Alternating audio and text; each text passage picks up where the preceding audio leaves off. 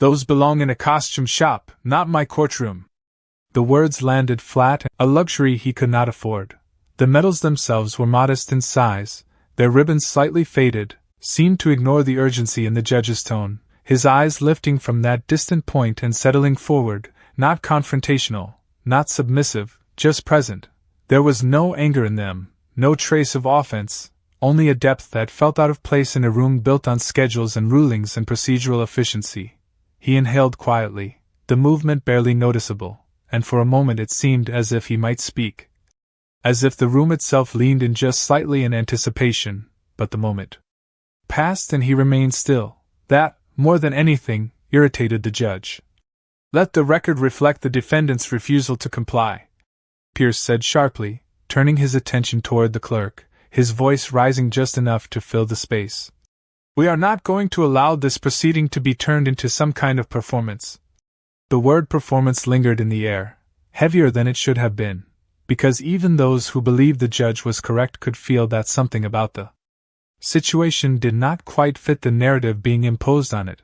The bailiff near the aisle, Marcus Doyle, shifted again, his hand resting near his belt out of habit more than necessity, his eyes flicking once more to the medals, then to the man wearing them. Marcus had spent years in rooms like this, had seen every kind of defendant pass through, from the loud and defiant to the quiet and broken, but this was different. Not because of what Caleb Turner was doing, but because of what he was not doing. There was no attempt to argue, no visible fear, no effort to persuade, just a stillness that felt anchored in something far beyond the courtroom walls. A faint cough echoed from the gallery, quickly stifled, and somewhere near the back, a chair leg scraped softly against the tile floor. Judge Pierce noticed none of it, or chose not to, his focus narrowing instead, his patience thinning under the weight of a situation he could not fully control. "Bailiff," he said, his tone final now, leaving no room for interpretation. "Approach the defendant and remove the items in question." The instruction hung in the air for a fraction of a second before Marcus Doyle took a step forward, his shoes making a muted sound against the floor as he moved down the aisle, each step measured, each step carrying a hesitation he could not quite explain.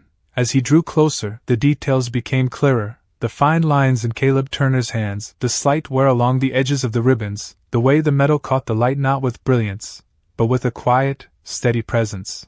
Marcus slowed, just enough that only someone watching closely would notice, and when he reached the table, he did not immediately reach out. Instead, he paused, standing within arm's length of the old man, and for the briefest moment, their eyes met.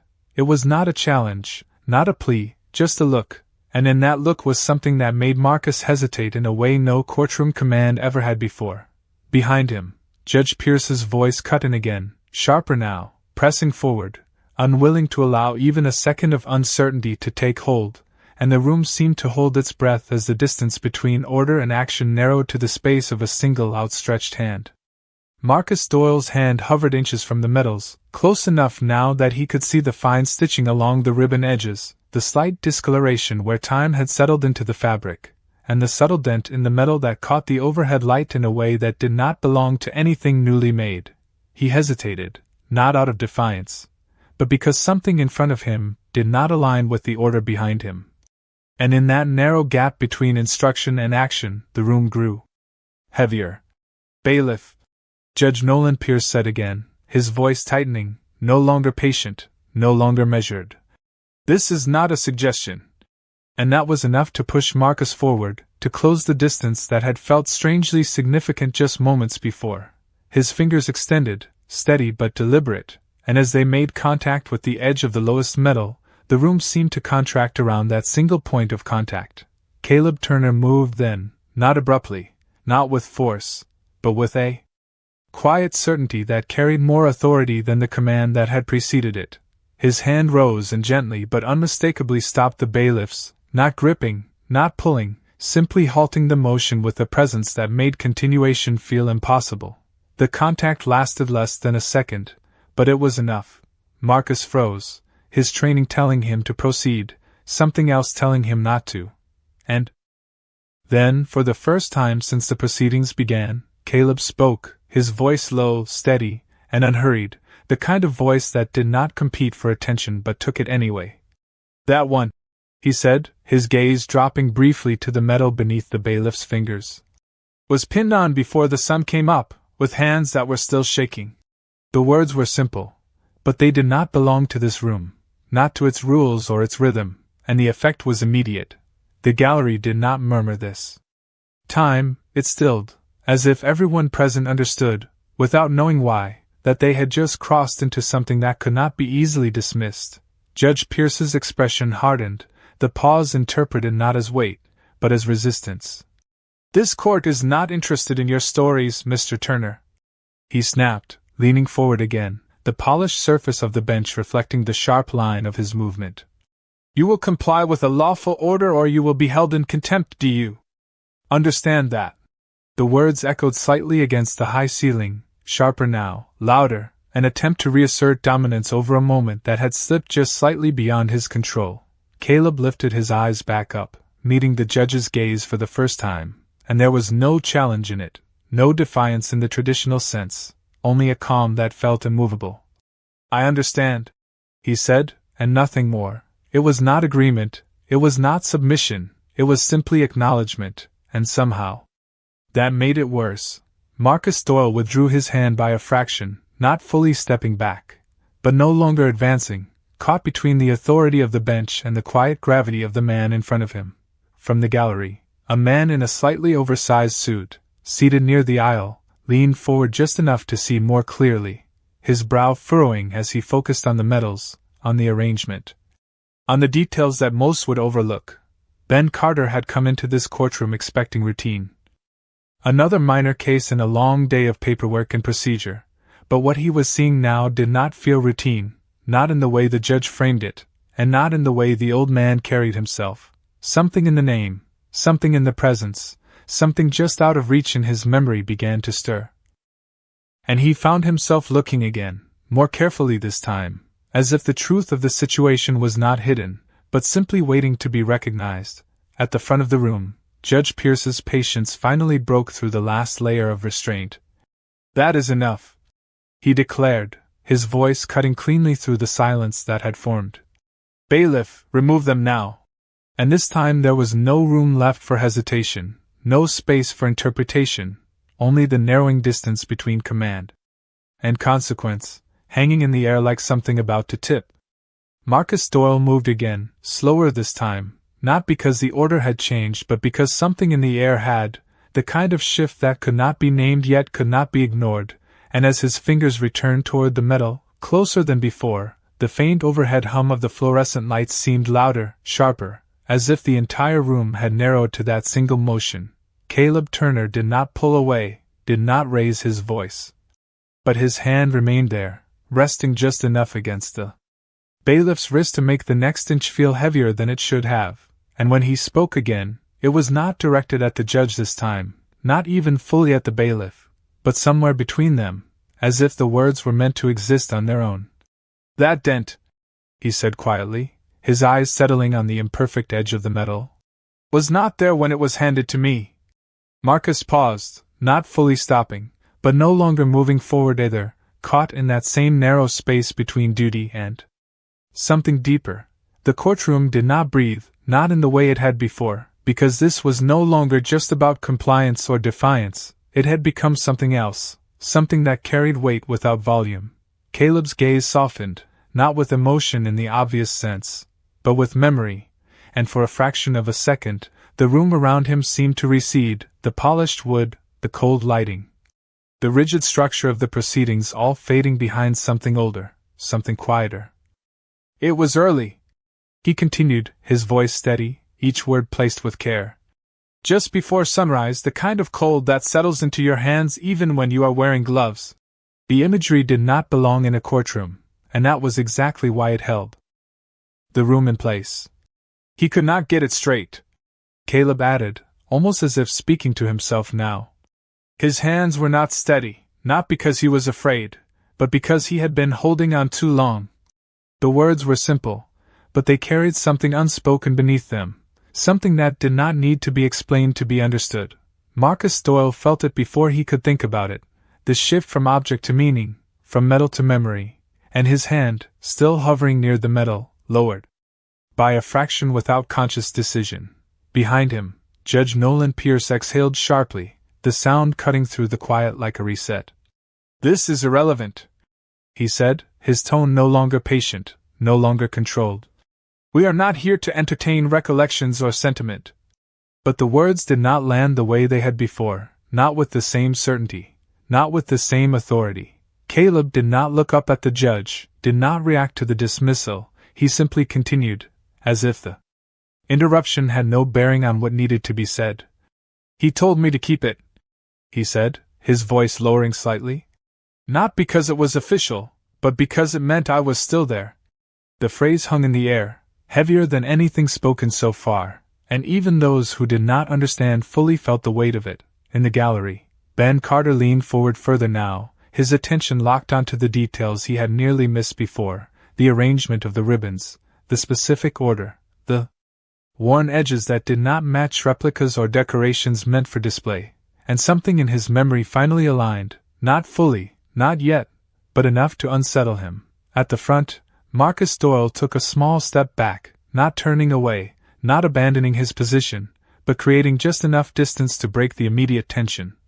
His hand lowering to his side as if the command he had been given no longer existed in the same way. Judge Pierce saw it, the hesitation, the shift, and it struck him as something far more dangerous than open defiance, because hesitation could spread, it could grow, and it could undermine the very structure he relied on. "Bailiff," he said again, sharper now, louder, forcing the moment back into motion. "Carry out the order." And yet, even as the command left his mouth, the room no longer felt like it belonged entirely to him, as if something unseen had already begun to tip the balance, quietly, without announcement, but undeniably. The room did not return to normal after that, not fully, because something had already shifted beneath the surface, something that no command could quite pull back into place. Marcus Doyle remained where he was, close enough to act, far enough to hesitate, his posture caught between instruction and instinct, and Caleb Turner lowered his hand slowly, not as a gesture of surrender, but as if the moment that required it had already passed. His fingers rested once more against the table, and for a brief second, the courtroom seemed to lose its sharp edges, as if the present had thinned just enough to let something older press through. The faint hum of the lights faded in his awareness, replaced by something quieter, something distant, the kind of silence that comes before the sun breaks over a horizon. The air felt colder there, not the sterile chill of climate control, but the kind that settles into fabric and skin alike. The kind that makes every breath visible if you watch closely. Enough, Caleb's gaze drifted, not away from the room, but through it, and when he spoke again, it was softer, not because he lacked strength, but because the memory did not need volume to exist. "It was still dark," he said, his voice steady. "Just a line of gray starting to show where the sky meets the ground." The words did not describe a place in detail, they did not name it, and yet they carried it fully into the space. "We had been there for hours," he continued. "Long enough that time stopped meaning anything, long enough that you only noticed your hands when they started to go numb." There was no urgency in the way he spoke, no attempt to convince, only the quiet placement of truth, one piece at a time. "He kept trying to fix it," Caleb added, his eyes lowering briefly toward the metal again. "That edge right there, he wanted it straight, said it should look right when it was worn." His thumb brushed lightly over the dent, not to show it, but as if to acknowledge it.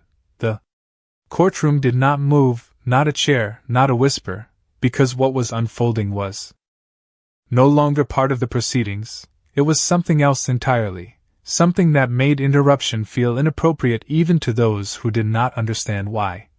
"He laughed once," Caleb said, the faintest trace of something passing through his voice, not humor, not sadness, something in between.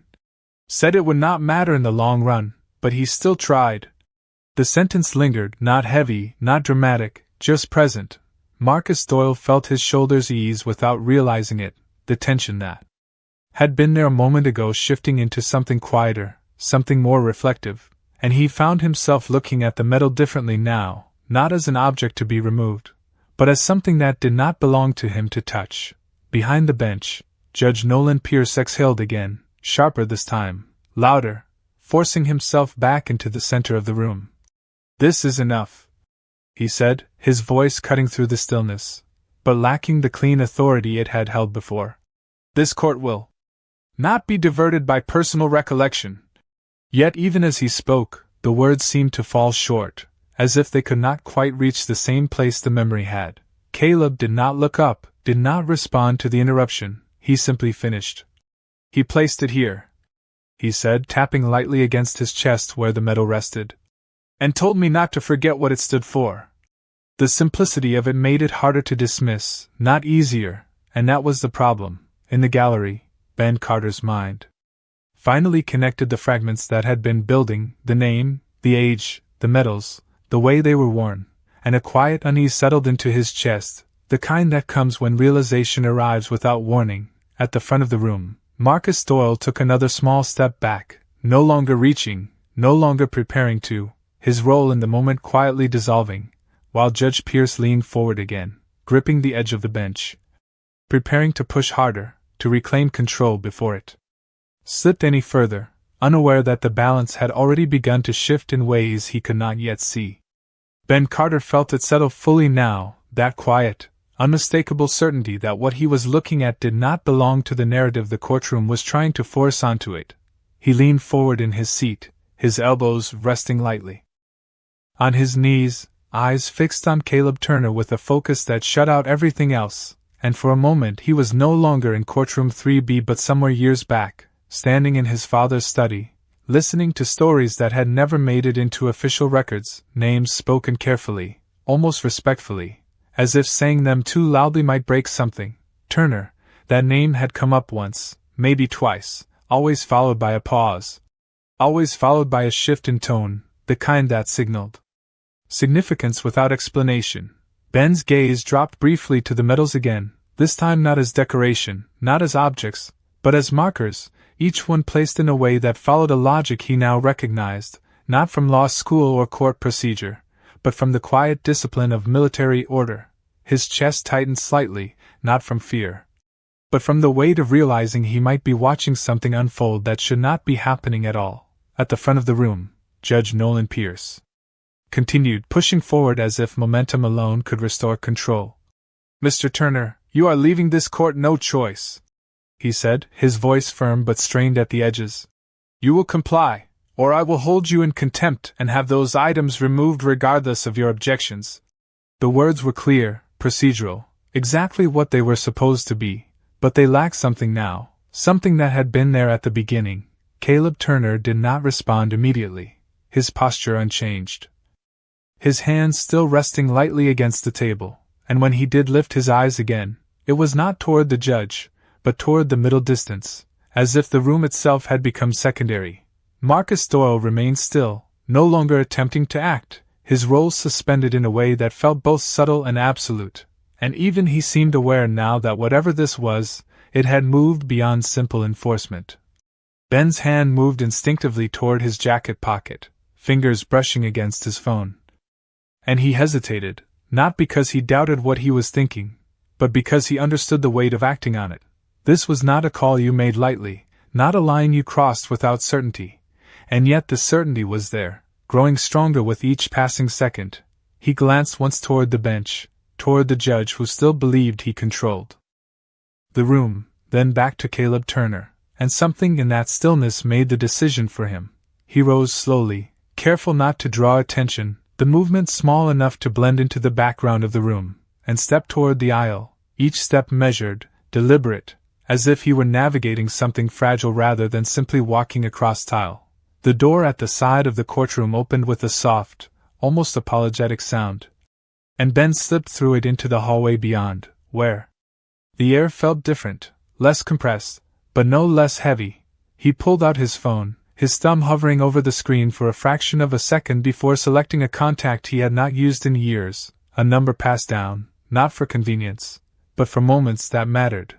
It rang once, twice, and then a voice answered, sharp, alert, the kind of voice that did not belong to casual conversations. "This is Carter," Ben said quietly, his own voice steadier than he expected. I need you to check a name, Walter. He stopped himself, corrected it. Caleb Turner. There was a pause on the other end, not long, but long enough to register, and when the voice returned, it had changed, the tone shifting from neutral to something else entirely, something focused, something immediate. Where are you? The voice asked, and Ben glanced back at the courtroom door, at the space he had just left, feeling the weight of what was about to follow. Courtroom 3B, he replied, and the silence that followed. This time was not uncertainty, it was calculation.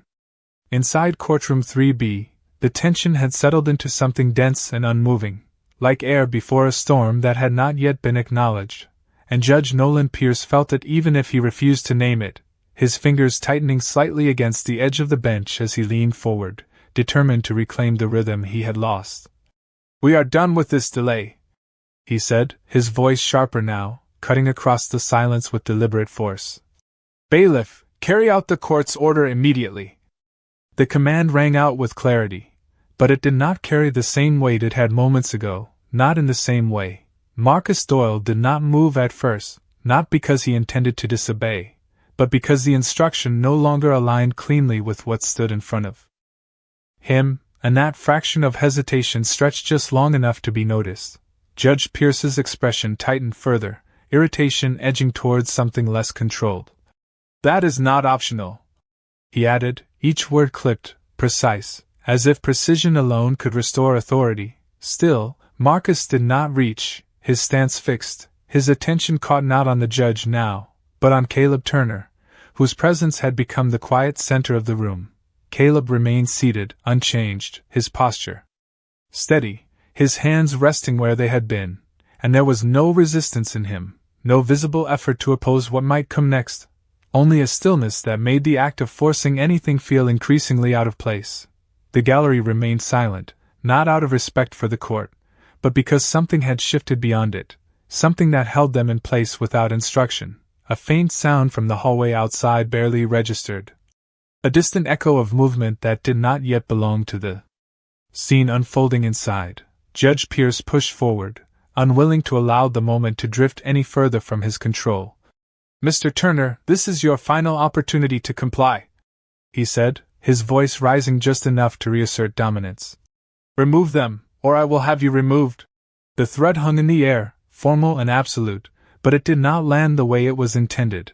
Caleb lifted his eyes again, not quickly, not reactively, but with that same measured calm, and for a brief second, his gaze met the judge's fully, without challenge, without submission, simply present.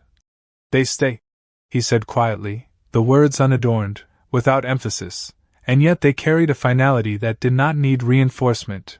It was not defiance in the conventional sense, it was something else, something grounded, something that did not rely on volume or force. The effect was immediate and subtle at the same time, like a shift in pressure that everyone could feel but no one could quite describe. Marcus Doyle exhaled slowly, a breath he had not realized he was holding, and stepped back half a pace, not abandoning his position, but no longer advancing, his role in the moment quietly dissolving under the weight of something he could not override. At the bench, Judge Pierce straightened, his patience finally giving way to visible frustration. Contempt, he began, the word forming with intent, ready to formalize what had been building, to reassert control through consequence. But before he could complete the sentence, the faint sound from the hallway grew clearer, the soft, measured cadence of footsteps approaching, not hurried, not uncertain, but deliberate, each one landing with a rhythm that did not belong to the everyday flow of the courthouse. The door at the side of the courtroom shifted slightly, not yet opening, but no longer still. And for reasons no one could immediately explain, the room's attention began to pull toward it, subtly, instinctively, as if something just beyond that threshold had already begun to change the outcome before it had even entered. The door opened without force, without announcement, but with a weight that silenced even the echo of Judge Nolan Pierce's unfinished word, and the moment it moved, something in the room shifted completely, not abruptly, but with a quiet inevitability that made everything else feel secondary. The hallway light spilled in first, a narrow band across the polished floor, followed by the measured sound of footsteps that did not rush and did not hesitate. each step landing with a precision that carried its own authority. General Victor Hale entered without looking around, without acknowledging the room in the way most would, his uniform immaculate, every line sharp, every insignia catching the overhead light with restrained clarity, and behind him, 2 officers followed at a respectful distance, their presence reinforcing rather than announcing the shift that had already taken hold. The gallery did not murmur this time. It stilled completely, as if recognition came not from knowing who he was, but from understanding what his presence meant. Marcus Doyle straightened instinctively, not from command, but from something ingrained, something that bypassed conscious thought, his posture aligning before he realized it had changed. At the bench, Judge Pierce paused, the authority he had been projecting moments ago faltering just enough to be seen, his gaze locking onto the figure now moving down the center of the room with calm, deliberate purpose.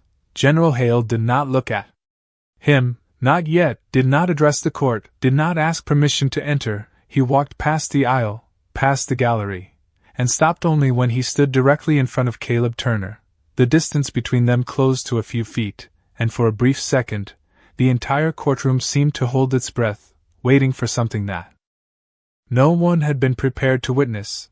Caleb did not rise, did not react outwardly, but his gaze lifted, meeting the general's without surprise, without question, as if the moment had been expected long before it arrived. General Hale held that gaze for a fraction of a second, and then, without a word, without hesitation, he brought his hand up in a precise, unmistakable motion and rendered a formal salute. Clean and exact, the kind that carried meaning far beyond the gesture itself. The sound of his hand-reaching position was almost inaudible, but the impact of it rippled through the room in a way no raised voice could have matched. No one moved, no one spoke, because the hierarchy of the room had just been rewritten in a single, silent action. Marcus Doyle felt it immediately, the shift from enforcement to respect, from procedure to something deeper, and he stepped back fully now, no longer part of the exchange. No longer needed to be. Judge Pierce remained still behind the bench, his expression caught between confusion and realization, the structure he relied on no longer holding in the same way. General Hale lowered his hand slowly, his posture unchanged, and only then did he turn, not sharply, not aggressively, but with a controlled precision toward the bench, his eyes settling on the judge with a calm that carried more weight than any confrontation. When he spoke, his voice was steady, measured, and unmistakably clear. This proceeding stops now. And the words did not echo, they settled, final and immovable, leaving no space for interpretation, no room for objection, as the balance of the room shifted fully into a place where it no longer belonged to the man behind the bench. The words did not need to be repeated because their meaning had already taken hold, settling into the room with a finality that no one challenged, and for a moment, the entire courtroom remained suspended in that silence, as if the structure that had defined it seconds ago had quietly stepped aside. Judge Nolan Pierce did not speak immediately, his hand still resting against the bench, fingers no longer tapping, no longer directing, his authority reduced not by confrontation, but by something far more precise, recognition. General Victor Hale stood without shifting, his posture unchanged, his presence filling the space not through force, but through certainty, and when he spoke again, it was not louder, not sharper, but deliberate, each word placed exactly where it needed to be. The decorations you questioned, he said, his gaze steady on the judge, were issued under authority you do not outrank for actions this court does not have the standing to evaluate. There was no accusation in his tone, no hostility, only clarity, and that clarity carried more weight than any raised voice. A faint movement rippled through the gallery, not sound, but awareness, as if the room itself had begun to understand the scale of what it had nearly mishandled. Judge Pierce swallowed once, a small, involuntary motion that did not go unnoticed, his eyes shifting briefly from the general to Caleb Turner, and then back again, as if recalibrating a reality that no longer aligned with his assumptions.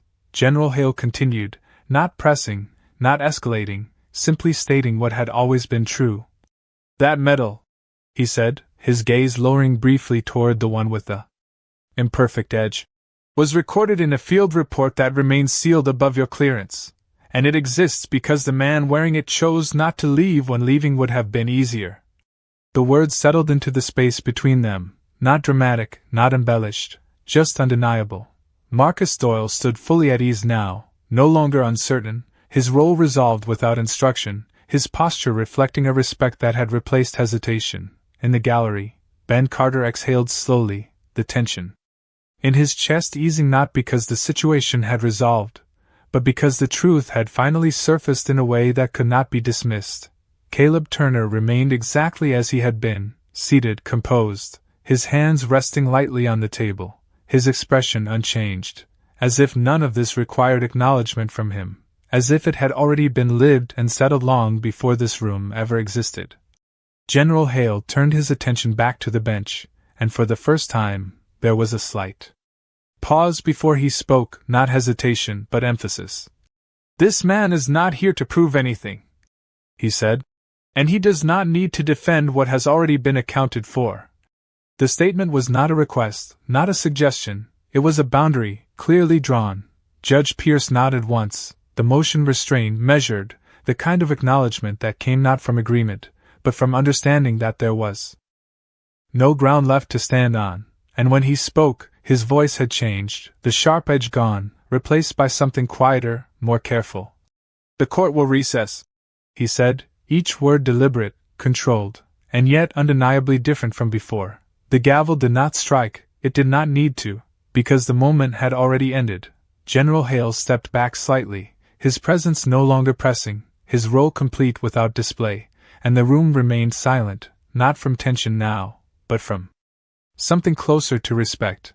Caleb Turner adjusted his jacket with a small, precise movement, his fingers brushing once over the metals as if ensuring they sat correctly, and then he returned his hands to rest, his posture unchanged, his gaze steady. No one spoke to him, no one approached, because the space around him had shifted into something untouchable, something understood without explanation, and in that quiet, as the courtroom slowly began to move again, it became clear that what had just occurred would not be recorded in any transcript the way it had been felt, because some truths do not need to be argued, and some respect does not need to be demanded, it simply arrives, and when it does not leave.